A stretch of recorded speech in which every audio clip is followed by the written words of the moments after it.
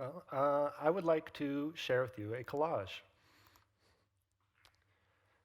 Now, despite some of this doom and gloom, I believe grad school is a wonderful, even necessary time to have children. For one, a lot of us are around the perfect biological age to have kids. It's less likely to impact your early career prospects, and you can largely set your own schedule, which means you can be with your younger children more than is possible in a traditional 9 to 5. Having kids also forces you to assess your priorities and plan ahead, which are crucial life skills when you're talking about completing a thesis or a dissertation. In 2016, my wife and I moved to Denmark for our master's. And one of the first things we noticed, besides the literal pile of bikes outside the lecture halls, was how many of these bikes had child seats. Family life was a key part of our academic planning because so many of our colleagues and professors had kids. The security and support for student parents was so impactful that in our second year, we decided to have a child. And we ended up finishing our master's with a newborn on time, with our sanity intact, and both moving on to PhD positions with full scholarships. Needless to say, this is not the experience of most student parents. Data shows that many end up extending their studies due to burnout, time poverty, or a lack of resources. Many institutions are trying to do better, but by and large, academia's approach to families is a pull yourself up by your bootstraps, you did this to yourself, so accept it culture. Across academia, women are constantly discouraged from having children because of the impact it will have on their careers, which virtually coerces you, into having kids at a later age, which, as you know, comes with a whole new set of potential complications for both mother and child.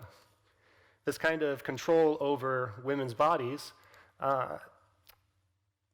is scoffed at when companies in Silicon Valley do it, but at least there, they offer to freeze your eggs, right?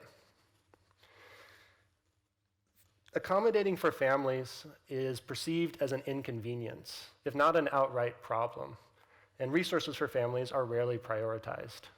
When facilities such as nursing rooms are provided, they're often multi-purpose spaces, such as a prayer and nap room, and put in the basement of a dark corner of a building, a very inviting place to take your newborn to breastfeed.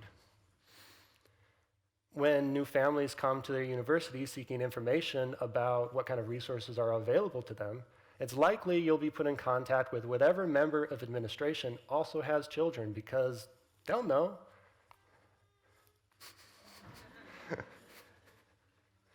I argue that families are low on the priority list, not because of a lack of resources, we already know this, but because of a culture in academia that does not believe children belong in this space. This is only for the most serious of thinkers, no distractions. But I argue that this forgets the most important part of our education. What we learn is not limited to the classroom, and the way we treat each other reproduces, and the inequalities and exclusions we practice all these years translate into how we write that policy paper, manage our workplace, or even govern a country. The famous Brazilian educator Paulo Freire once said, "It's as if family and school are so completely subjected to the context of global society, it could do nothing but reproduce its ideology." Now let me expand the scope for a moment. There is a predicted infertility crisis coming in 2100. In less than 80 years, as expected, only 10% of the population can bear children. This is, of course, a concern for the medical and scientific communities, yet we must also address this from a cultural perspective. What can we do to promote a culture that preserves our basic human need to reproduce? Well, I believe schools are uniquely situated as agents of massive societal change. These are already testing grounds for how we treat each other in the wider world. Having family-friendly policies here is nothing less than a utopian vision of what our future could look like. Now, sadly, like many of the issues discussed here today, the solutions are well-known and accessible. I've bullet pointed several here that research shows improved student-parent completion rates, well-being, and inclusion. What's holding a lot of this back is not the resources, but that toxic culture in academia. The one I mentioned earlier that says, if you can't finish on time while breastfeeding a newborn who's sick, who wakes up 5 times a night and needs a dozen doctor visits in the first year, and oh my God, what is that rash? And how long is this sleep regression going to last?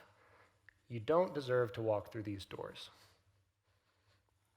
Centuries ago, academia was founded to maintain and legitimize unequal hierarchies of race, class, sex, gender, culture, ethnicity, and a lot of this remains today.